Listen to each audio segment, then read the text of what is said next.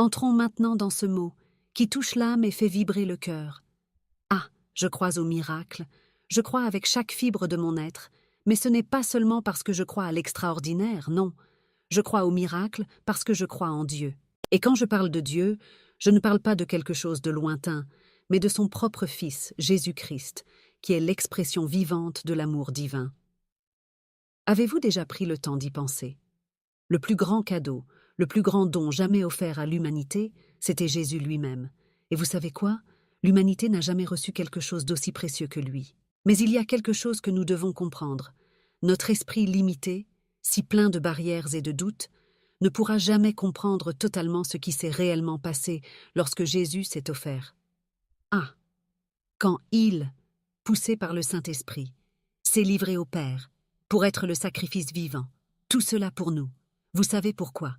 Parce que l'amour, mon cher, ma chère, est quelque chose qui se pratique, quelque chose qui se vit, qui se donne.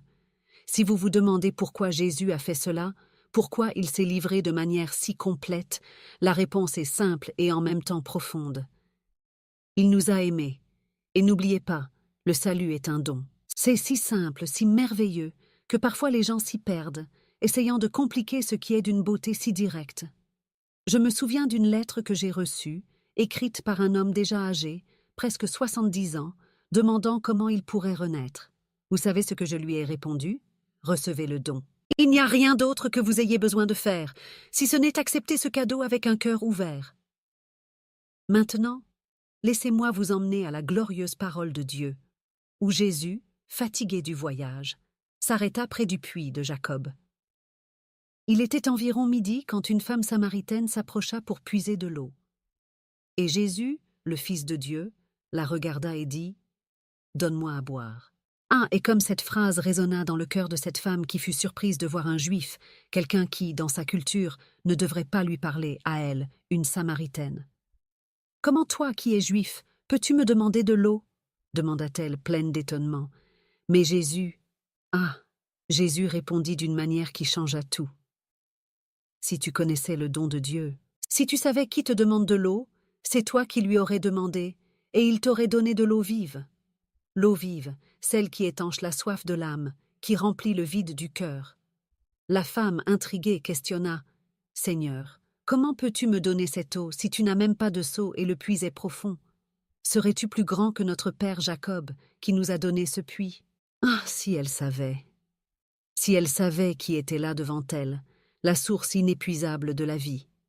Cette histoire, mon cher, ma chère, nous montre combien il est simple, et en même temps profond, de recevoir ce don, ce salut que Jésus nous offre. Il suffit d'accepter d'ouvrir son cœur et de laisser cette eau vive couler dans nos vies. Écoutez bien, prêtez attention. Jésus a dit « Celui qui boit de cette eau aura encore soif. Mais si quelqu'un boit de l'eau qu'il donne, celui-là n'aura jamais plus soif. Parce que l'eau qu'il offre devient une source qui jaillit en celui qui la reçoit, une source de vie éternelle, une vie qui ne s'épuise jamais. Maintenant, pensez avec moi. N'est-ce pas quelque chose d'incroyable? Merveilleux? Mais arrêtez-vous un instant et réalisez. Jésus lui-même a affirmé que le salut est un don, un cadeau. Et si vous voulez renaître, si vous le désirez vraiment, peu importe votre âge, que vous soyez jeune ou plus âgé, ce que vous devez faire est simple. Acceptez le cadeau. C'est aussi simple que cela. Dites maintenant « Je reçois, Seigneur. Je reçois ce que Jésus a rendu possible pour moi, par amour. » Mais ne vous arrêtez pas là, car il y a quelque chose d'encore plus grandiose que je veux que vous voyiez. Quelque chose d'aussi émouvant que le salut, quelque chose d'essentiel pour tous les enfants de Dieu. Le plus grand cadeau que Jésus ait donné à son Église, c'est le Saint-Esprit. Oh, comme je voudrais que vous puissiez, d'une manière ou d'une autre, voir la valeur de ce cadeau, l'importance du Saint-Esprit dans la vie de chaque homme et femme qui s'est livré à Christ. Avant de partir, Jésus savait qu'il laisserait quelque chose d'une immense valeur. Et rappelez-vous, l'amour se pratique, l'amour se vit. Et Jésus nous a donné le plus grand cadeau possible. Il a donné le Saint-Esprit aux siens. Et ce don, ce pouvoir, est quelque chose que peut-être aucun de nous ne comprendra totalement. Personnellement, je ne peux pas comprendre complètement. Je ne peux pas vous expliquer pourquoi Jésus s'est offert, pourquoi il, à travers le Saint-Esprit, s'est livré au Père, avant que Dieu ne puisse livrer Jésus lui-même. Et il y a un mystère encore plus grand qui nous échappe. Le péché contre le Saint-Esprit, le péché qui n'a pas de pardon, ni dans ce monde, ni dans le monde à venir. Je ne peux pas comprendre pourquoi c'est ainsi, mais cela me fait réaliser l'immense importance, la préciosité de cette puissante troisième personne de la Trinité. Rappelez-vous ceci. Le péché impardonnable n'est pas contre Dieu, le Tout-Puissant. Tout péché commis contre Dieu peut être pardonné. Et le péché impardonnable n'est pas contre Jésus-Christ, le Fils. Peu importe ce que vous faites contre le Fils de Dieu, il y a un pardon pour cela. Mais le Saint-Esprit, le Saint-Esprit est quelque chose de sacré, quelque chose d'immensément puissant et essentiel dans notre marche avec Dieu. Jésus lui-même, il a parlé de cela.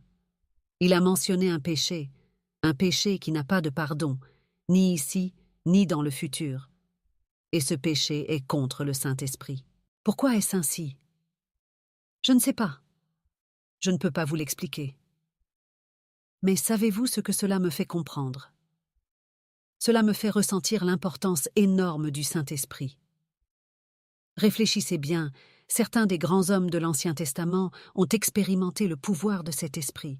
Joseph, David, Samson, tous savaient ce que c'était que d'être touchés par le Saint-Esprit. Ils ont ressenti ce pouvoir, ont travaillé avec lui, ont vécu sous son influence. David. David. Son cri est l'un des plus douloureux que la Bible enregistre. Vous vous souvenez de ce jour? Quand, dans le désespoir, il leva les yeux au ciel et cria du fond de son âme « Dieu, mon Dieu, ne retire pas de moi ton Saint-Esprit ». Il était prêt à tout perdre, tout, sauf le Saint-Esprit. Il savait ce qui était essentiel, ce qu'il ne pouvait supporter de perdre. Certains des prophètes, des saints de l'Ancien Testament, ont eu cette expérience, ce toucher divin. Mais il est important de se rappeler qu'à cette époque, le Saint-Esprit descendait sur eux de manière souveraine. Ce n'était pas quelque chose de constant, quelque chose sur lequel ils pouvaient compter à tout moment. Puis vint Jésus. Et avant de partir, il fit quelque chose de grandiose. Il donna à son Église le plus grand cadeau qui puisse être donné. Il savait, il comprenait ce qu'il était en train de donner. Il connaissait le pouvoir de cet esprit, le même esprit qui a accompli les grands miracles durant son ministère.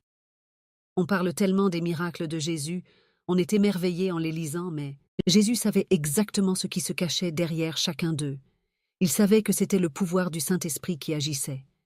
Et pendant tout le temps que Jésus était ici sur terre, il était totalement homme, vivant comme s'il n'était pas Dieu, et en même temps totalement Dieu, vivant comme s'il n'était pas homme. Mais au moment où il s'est livré, c'est le Saint-Esprit qui l'a assuré, qui l'a soutenu, qui a garanti sa présence et son pouvoir. Et Jésus, il connaissait bien le secret de ce pouvoir, et ce secret n'a pas changé.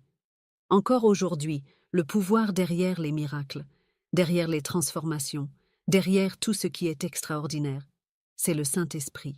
Et avant de partir, Jésus a clairement indiqué « Vous recevrez une puissance ». Ce don, ce cadeau qu'il nous a laissé, c'est quelque chose qui change tout. L'amour, vous savez, l'amour est quelque chose qui doit être vécu, expérimenté.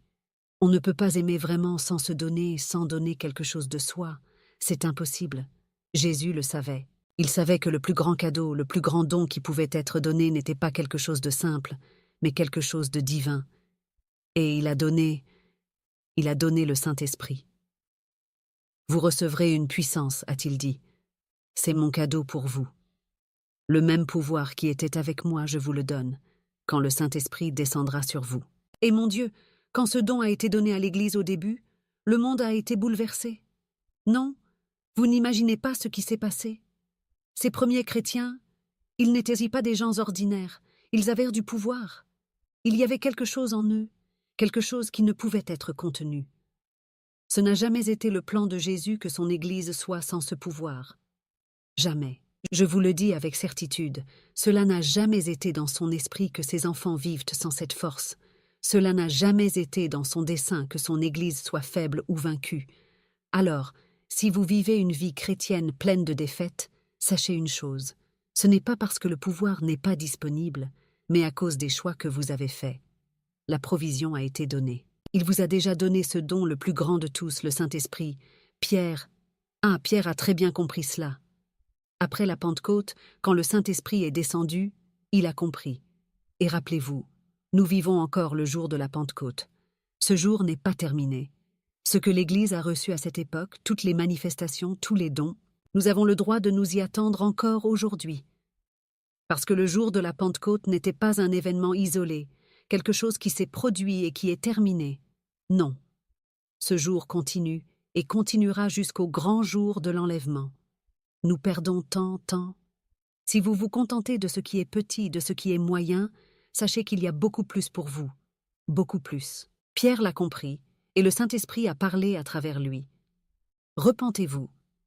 Cette expérience, cette nouvelle naissance, n'est pas quelque chose de trivial.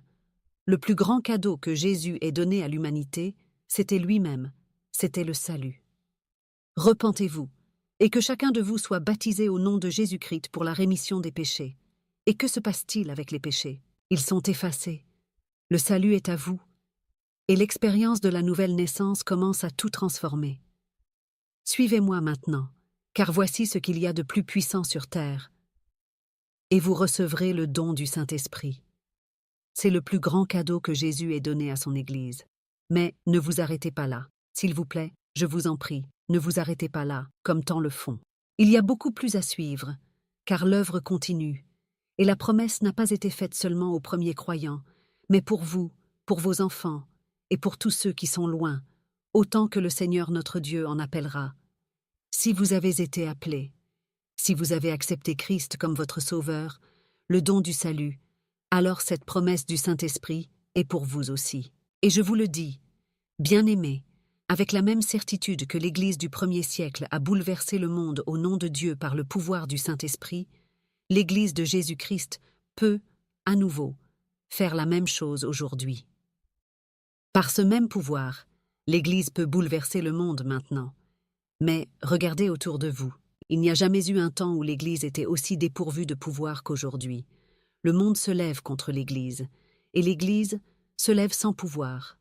Où sont les miracles? Où sont les manifestations surnaturelles? Où est le pouvoir du Saint-Esprit? Pourquoi nos églises sont-elles vides? Pourquoi nos jeunes cherchent-ils à l'extérieur de l'Église ce qu'ils ne trouvent pas à l'intérieur? Pourquoi? S'il y a un moment où l'Église a besoin du pouvoir du Saint-Esprit, ce moment est maintenant. Et, mon ami, c'est le temps pour les hommes et les femmes d'accepter ce don merveilleux que Jésus a laissé. C'est le temps. Et le pouvoir du Saint-Esprit peut être le vôtre, croyez-le. Je sais de quoi je parle. Vous voulez connaître le secret des miracles qui se produisent ici. Si vous avez déjà été assis dans de grands auditoriums, émerveillés par ce que vous avez vu, que vous soyez catholique, protestant, juif ou païen, et que vous avez dit « Je ne comprends pas, mais c'est réel », sachez que la réponse est simple. C'est le pouvoir du Saint-Esprit. Vous pouvez construire des temples plus grands et meilleurs. Vous pouvez vous organiser au maximum. Vous pouvez vous remplir de doctrine. Mais souvenez-vous d'une chose, la doctrine, en elle-même, est quelque chose de l'esprit. Elle ne devient réelle que lorsque vous vivez l'expérience, quand elle devient vivante en vous. Aujourd'hui, je clame comme David. On peut tout me retirer. On peut me retirer ma famille, mes biens, tout ce que j'ai.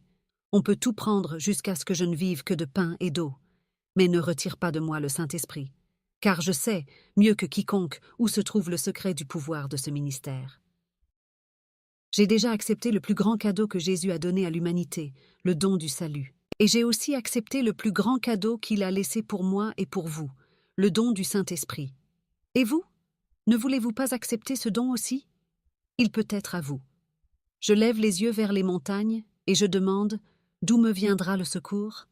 Mon secours vient du Seigneur qui a fait les cieux et la terre. Il ne permettra pas que vous trébuchiez. Votre protecteur est toujours vigilant. Le Seigneur est votre gardien. Il est l'ombre à votre droite. Le jour, le soleil ne vous frappera pas, ni la lune la nuit. Le Seigneur vous protégera de tout mal. Il gardera votre vie.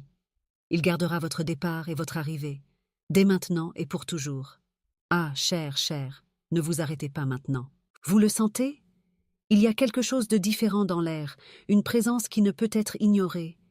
Le Seigneur qui a fait les cieux et la terre est ici, à vos côtés, prêt à vous garder, à vous soutenir à chaque pas. Il ne permettra pas que vous trébuchiez, ne permettra pas que vous tombiez, car il est votre protecteur, toujours vigilant, toujours attentif. Et que signifie cette protection? Cela signifie que, le jour, le soleil ne vous frappera pas, et la nuit, la lune ne vous fera pas de mal. Le Seigneur vous garde de tout mal, il prend soin de votre vie, de votre âme, avec un zèle que seul un père pourrait avoir. Il garde votre départ et votre arrivée dès maintenant, à cet instant précis, et pour toujours. Il n'y a pas un seul instant où vous soyez hors de ses soins, pas un seul moment où il ne soit à vos côtés. Mais la grande question est, êtes-vous prêt à faire confiance à cela? Êtes-vous prêt à laisser le Saint-Esprit vous envelopper, à laisser le pouvoir de Dieu vous soutenir? Car, mon ami, ce que le Seigneur veut de vous est simple, l'abandon. Il vous demande de faire confiance, de renoncer au contrôle et de permettre qu'il guide vos pas. Que vous viviez non pas par la force de votre bras, mais par le pouvoir de l'Esprit qu'il a placé en vous. Et si vous n'avez pas encore ressenti ce pouvoir, si vous n'avez pas encore expérimenté cette présence écrasante, alors il est temps d'ouvrir votre cœur. Il est temps de clamer, comme David l'a fait, « Ne retire pas de moi ton Saint-Esprit ». Dites-le maintenant, de tout votre cœur. Demandez que le Saint-Esprit envahisse votre vie, qu'il transforme ce qui doit être transformé, qu'il renouvelle ce qui est fatigué, qu'il guérisse ce qui est blessé. Vous pouvez être dans un lieu de désespoir, de douleur, d'incertitude, mais sachez que le Seigneur est là avec vous. Il est à vos côtés, prêt à vous relever, à vous donner un nouveau départ. Mais vous devez permettre. Vous devez laisser le Saint-Esprit faire l'œuvre qu'il désire faire en vous. Et ce n'est pas seulement pour un moment, mais pour toute une vie. La promesse du Saint-Esprit n'était pas seulement pour ceux qui ont vécu au temps biblique. Non, cette promesse est pour vous maintenant, en ce moment. C'est une promesse vivante, une réalité qui peut transformer votre vie d'une manière que vous n'imaginez même pas. Ne vous contentez pas de ce qui est petit, de ce qui est moyen. Cherchez ce qui est plus grand, ce qui est plein. Cherchez le Saint-Esprit, cherchez le pouvoir qu'il apporte. Et quand ce pouvoir viendra sur vous, quand vous permettrez que le Saint-Esprit fasse sa demeure dans votre vie, vous verrez les choses changer. Vous verrez des portes s'ouvrir, vous verrez des guérisons se produire, vous verrez des miracles prendre forme. Parce que le Saint-Esprit est le secret, c'est la clé qui débloque tout ce que Dieu a pour vous. Alors qu'attendez-vous? Il n'y a plus de temps pour hésiter. Il n'y a plus de temps pour vivre une vie sans pouvoir. Le Seigneur vous appelle, il vous invite à expérimenter quelque chose qui va au-delà de ce que vous avez déjà connu. Et la réponse à toutes vos questions, la solution à tous vos problèmes, réside dans une chose, le Saint-Esprit. Acceptez, ouvrez votre cœur et laissez le pouvoir de Dieu transformer votre vie pour toujours. Oh, cher Père, nous nous approchons de toi en ce moment avec des cœurs assoiffés, avec des âmes qui réclament ta présence. Oh Seigneur, je peux sentir ta présence maintenant. Je peux sentir le doux Saint-Esprit, si proche, si réel. Oh Saint-Esprit, tu es le bienvenu ici. Tu es si précieux, si merveilleux. Viens Saint-Esprit, viens maintenant et touche chaque cœur, chaque vie qui est ici devant toi. Seigneur, nous te demandons, envahis ce lieu, envahis chaque âme, remplis chaque vide de ton amour, de ta paix, de ton pouvoir. Ô Seigneur, nous savons que nous ne pouvons rien sans toi. Sans ton esprit, nous sommes faibles, nous sommes impuissants. Mais quand ton esprit se meut, quand ton pouvoir descend sur nous, tout change. Ô Saint-Esprit, viens maintenant, viens et fais ce que toi seul peux faire. Guéris les malades, libère les captifs, renouvelle les cœurs fatigués. Seigneur, je prie pour ceux qui sont désespérés, qui sont dans la douleur, qui sentent qu'il n'y a pas d'issue. Ô Jésus, touche ces vies maintenant. Que ton pouvoir surnaturel se manifeste, que les miracles se produisent en ce moment. Ô Seigneur, qu'il y ait guérison, qu'il y ait libération, qu'il y ait un renouveau d'en haut. Père, nous te donnons tout l'honneur, toute la gloire, car nous savons que tu es fidèle, que tu es le même hier, aujourd'hui et pour toujours. Et nous savons que ton Saint-Esprit est en mouvement, qu'il agit, qu'il opère des miracles en ce moment même. Ô Seigneur, nous te remercions, nous t'exaltons, car nous savons que quelque chose de merveilleux est en train de se passer maintenant. Et au nom de Jésus, le nom qui est au-dessus de tout nom, nous prions. Amen, amen et amen. Partagez cette vidéo bénie pour qu'elle puisse toucher et aider d'autres personnes comme vous et moi. Voulez-vous approfondir encore plus votre foi et votre prière? Téléchargez notre e-book exclusif sur comment renforcer votre spiritualité de nos jours. Le lien est dans les commentaires ci-dessous. N'oubliez pas de cliquer sur le bouton s'abonner si ce n'est pas encore fait. Merci beaucoup du fond de mon cœur de faire partie de notre communauté de foi. Si vous souhaitez soutenir un peu plus notre chaîne, envisagez de devenir membre de notre chaîne. Je vous laisse ici 2 autres vidéos pour que vous puissiez continuer votre quête spirituelle et votre croissance dans la foi. Merci et que Dieu bénisse à tous. À bientôt.